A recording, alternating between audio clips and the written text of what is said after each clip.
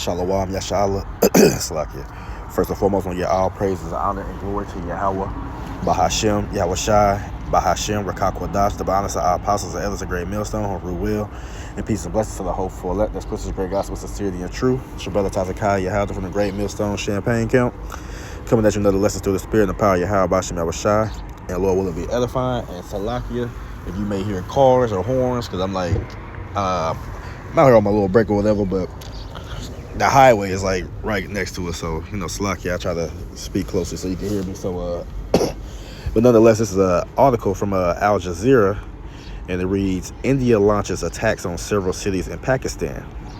It says missiles hit locations in Pakistan administered Kashmir and in the country's eastern Punjab province, which they would say in that area.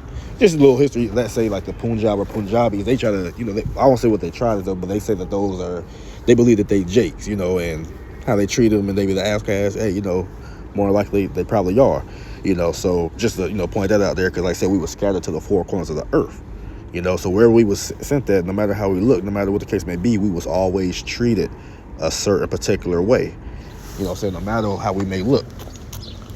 So going on, because like it's just going on. It says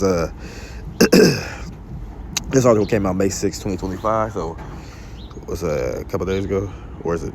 Yeah, today maybe. So a couple of days ago. So going on, it says India has fired missiles at several locations in Pakistan. And Pakistan administered Kashmir, New Delhi said, and Pakistan promised to respond to the attacks. The strikes come amid soaring tensions between the nuclear-armed neighbors after a deadly attack last month on tourists in Indian-administered Kashmir that New Delhi blamed on Islamabad, which denied any involvement.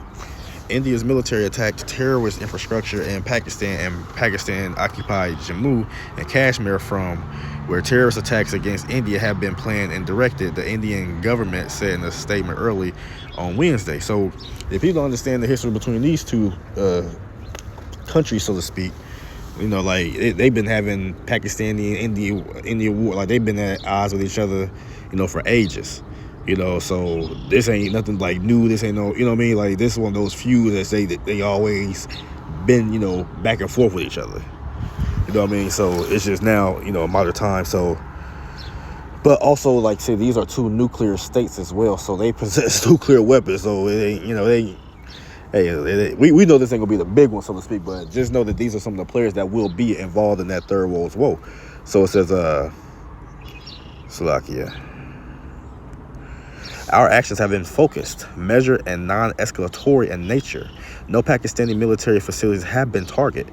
India has demonstrated considerable restraint in selection of targets and method of execution. But see, that's the thing, though. Like, so you can't. So this is crazy, because how is a country gonna say? And this could lead up to stuff. How is a country gonna say, "Hey, man, look, I know we fired." Within y'all airspace, within y'all territory, this or that, but we chose the terrorist places we think, so even though it's on your soil, but we chose the terrorist spot. But dude, that's provocation of war. You fired it within our borders, but hey, let's read on. It say Pakistan's military said at least 2 people were killed and 12 others injured in India's attacks. The missile struck location in Pakistan administered Kashmir and in the country's eastern Punjab province. It says Al Jazeera's Kamal Haider, reporting from Islamabad, said the cities of Muzaffarabad and Katli, both in Pakistan, that administered Kashmir, were among the targets of the Indian strikes. A Pakistani military spokesman told the broadcaster Geo that at least 5 locations, including 2 mosques, have been hit. He said Pakistan's response was underway without providing details. In Punjab, missiles hit a mosque in the city, what's that, Bahawalpur. It says killing a child and wounding 2 civilians. It says following the attacks, the armies of the 2 sides exchanged intense shelling and heavy gunfire across their frontier in disputed Kashmir in at least 3 places. The Reuters news agency reported, citing police and witnesses. United Nations Secretary General Antonio Guterres called for maximum restraint from both sides. The Secretary General is very concerned about the Indian military operations across the line of control and international border. He calls for maximum military restraint from both countries. Now, another thing too, keep in mind, these other countries too who are armed like this and who have sophisticated and modernized weaponry and stuff like that, especially like places like India who got like, billions of people, got million plus, people in their military. Hey, they got allies like Russia and China, and you know what I mean? Like they not just falling back on themselves. Like they got, it's big players only, so it ain't looking good for Babylon, so to speak. And then if you understood Babylon itself, man, they really ain't got no friends. They really ain't got no allies. At the end of the day, what y'all gonna see here, if the Lord allow you to see it, you gonna see everybody turn on Babylon the Great and burn this place to the ground. But that's a whole different topic. We talking about things leading up to that. But again, going on, it says, the world cannot afford a military confrontation between India and Pakistan. United States President Donald Trump said the clashes were a shame. I just hope it ends very quickly, Trump said. Look, Trump said at the White House, like I said, the world cannot afford a military. Listen, if you knew better, you would say that the world can't afford what the prophecies are going to bring to pass. That's what your ass should be saying. So you worry about these two separate nations. Nah, fool. This is all through the spirit power of Yahweh Hashem Shai. It's prophetic. It's prophetic why this is going to happen. Not because they don't like each other, not because this is that. We can use underlying issues and meanings of why this may lead to that. But at the end of the day, this is part of the prophecies in the spirit of power of Yahweh Hashem Shai. Hey, this war is going to happen. These nations are going to build up and they're going to fight in the end. It says the eruption of violence come amid heightened tensions between the nuclear-armed neighbors in the aftermath of an attack on tourists in Pahalgam, in Indian-administered Kashmir last month. India blamed Pakistan for the violence, in which 26 men were killed, and promised to respond. Pakistan denied that it had anything to do with the killings. Natasha Kaul, the director of the Center for the Study of Democracy, said the strikes are very concerning. Once again, the worst affected are going to be the people in the region, the Kashmiris, who are caught between the competing. Listen, no shit. Who the hell else gonna be caught in between what's going on when this in their damn country? So like y'all be saying all this like y'all care about the people in here. Y'all don't give a damn about that. Like these heathens say, like say, even though this over there, like you said, man, these are all bankers' war. They don't give a damn about you. Like they say, they don't mind for 1,000 years to die for one of their plans or agendas to come to pass. They don't give a damn. So all this, the only people that's going to suffer, no shit. You know what I'm saying? Y'all going to suffer too. Everybody going to suffer. Hey, what the Lord going to bring to the world? So, hey, boo-hoo, nobody cares. It goes on to say, who are caught between the competing and proprietorial and rival postures and attitudes of India and Pakistan. It says, still, she said, the escalation is not surprising because with India, because like I said, hey, Elon, and like I said, they got that war like, that's some Persians. See, you look over there at Iran and think, oh, that's just them. And no, hey, them dot head motherfuckers, them too. Shit, Pakistan, they got a little mix and mingle different, but hey, them dot, yeah, them Hindu motherfuckers, yeah, they Elon too. Going on, it says, Slovakia. There has been a domestic pressure building up for a more militarist response, given the fact that there is particularly hyper-nationalist government in power.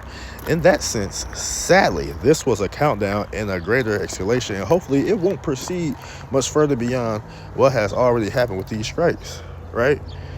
Call at it. So, whatever, bro. At the end of the day, because these people always speak about what the hyper-national, y'all are putting them in position. The hell y'all talked about? It just didn't work. The nigga stopped listening to y'all. Now y'all mad. We need somebody else. That's what he got comfortable. He got money now. He don't give a damn. That's what be happening. The hell y'all put all them people in there. But anyway, Salaki, man. That's let me get that again. Like I said, India launches attacks on several cities. Pakistan. Like I said, this is part of prophecy, man. These are things that are going to come to pass. This Matthew chapter 24. The words of our Lord and Savior, Yahweh Shah HaMashiach. It reads, and ye shall hear of wars. What? And they say tensions brewing and this and that, and missiles getting shot, and ain't there actual wars going on right now, present day? Ain't we leading up into other wars, right? So those are, you hearing of them, and they rumors until what it actually happens, to what's a proven fact, right? But we understand that the Lord, hey, it ain't rumors, right? It's just, hey, they gotta wait for it to come to pass, because the Lord not moving on man's time. Hey, you gonna move on the Lord's time. So, hey, had that, oh, it's taking too long, oh, this now, hey, we don't give a damn. Hey, you want to be with those who beat the man servant? Hey, go on somewhere. Go on. But go on and say, see that ye be not troubled. So don't be troubled when you see these things from the past.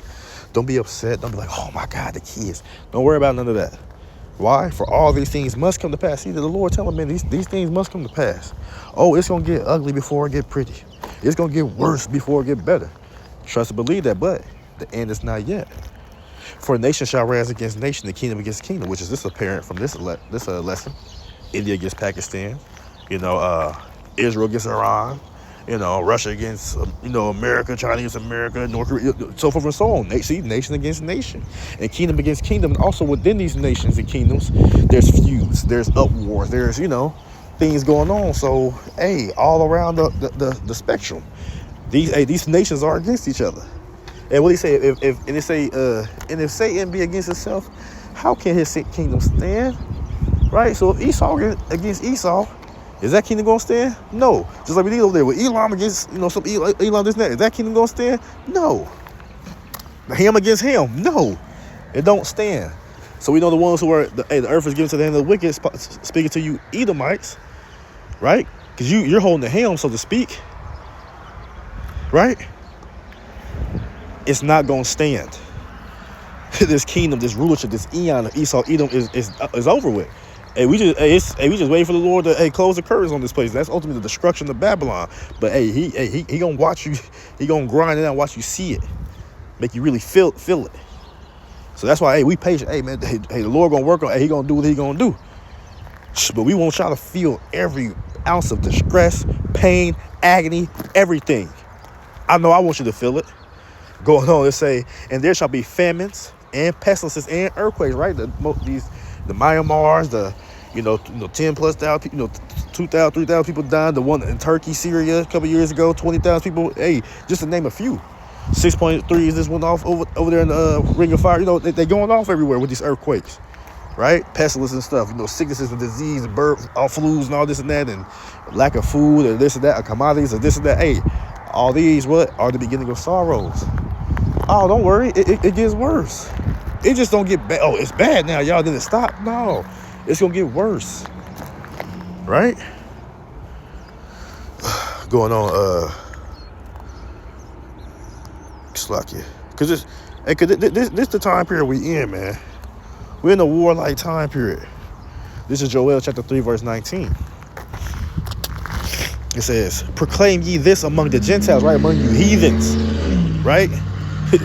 Remember the Gentiles. You claim yourself when we tell you that, hey, this who's it talking about. You're the natural heathens, y'all. Esau and them, right?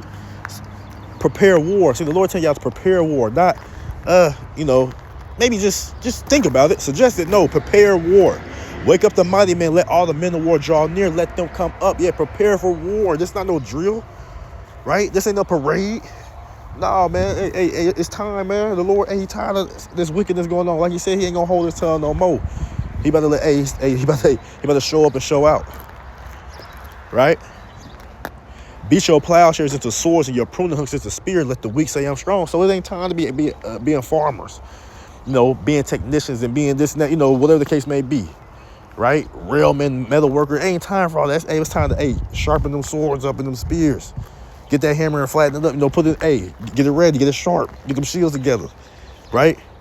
That's what it's time to do. It ain't time to be because when you got plowshares and pruning hooks, you relaxing, you comfortable. You just I'm just living, just living the life, man, every day. No, that shit over with now. That comfortable life, that shit done with now. Yeah, the Lord about to take you out of that comfortability. Like I said, this place is that the place where the people dwell carelessly. The Lord gonna make you care now. It says, assemble yourselves, verse 11, assemble yourselves and come all ye heathen, right? And gather yourselves round about. Thither come cause thy mighty ones to come down. Oh, Yahweh Shem Shai. Oh, yeah. The angels going to get down too. They coming too. That's why they talk about the UFOs or the UAPs or this or that. Yeah, the chariots of Israel. Yes, they going to be, they going to get down too. Right? Let the heathen be wakened and come up to the valley of Jehoshaphat, or Yahweh Shaphat, or Yahweh's judgment. For there I sit to judge all the heathen round about. Put ye in the sickle, for the harvest is right. Come and get ye down, for the press is full, the fast overflow, for their wickedness is great. Multitudes in the valley of decision, for the day of Yahweh Shem Shai is near in the valley of decision. So that's why you keep seeing these build-ups. Military this, they buying that, they creating this, they selling this, they allied with them, they you know what I'm saying? Because, hey, it's that season we in. Hey, we don't got no time and date, but no, hey, we got the signs in the seasons. Like the Lord said, hey, he need not to warn us and he need not to tell us, because why? We've been paying attention to rescue people who care about a nigga against pick, you know, by this team or that, or you care about, you know, find out where this person got kidnapped and who did it. Who cares about all that stuff? Or who got divorced or who got married? Who cares about all that? Simpletons do.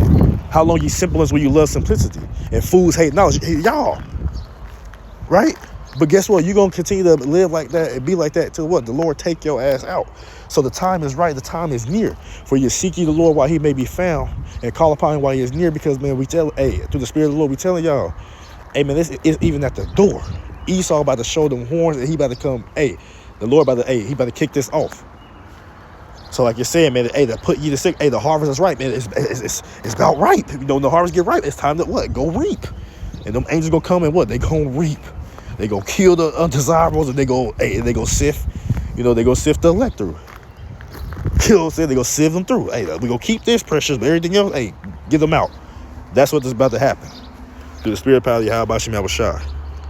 You see the sifting going on in the truth right now. You got people bugging out, making up different doctrines, all this, all madness, saying you can do this, doing that. Hey, we know this all part of the prophecy that you have about Shem Shai, but hey, when you see those things, you understand. Hey, we close to the end. So I'm gonna end off right here. 2 Ezra chapter 16, verse 18 or 17. Woe is me, woe is me. Who will deliver me in those days, right? So this was a terrible time period that Yahweh Shem Shai showed Ezra. When he was subjected to it, like, hey, this is how it's going to be. Like I said, it was so bad when Ezra, or man, the Lord, was seeing it that he was like, damn, what the shit, who going to save me too, right? That's how bad it's going to be.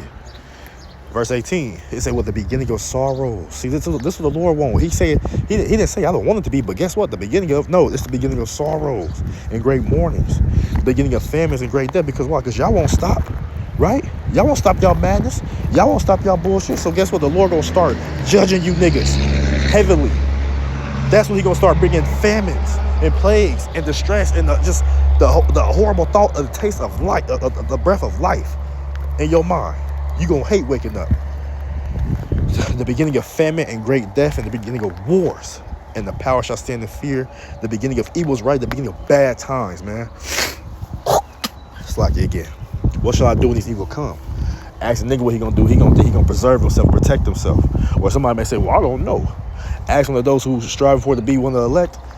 We gonna say what? Hey, we gonna stay on and believe and trust in Yahweh Shem Shai to deliver us.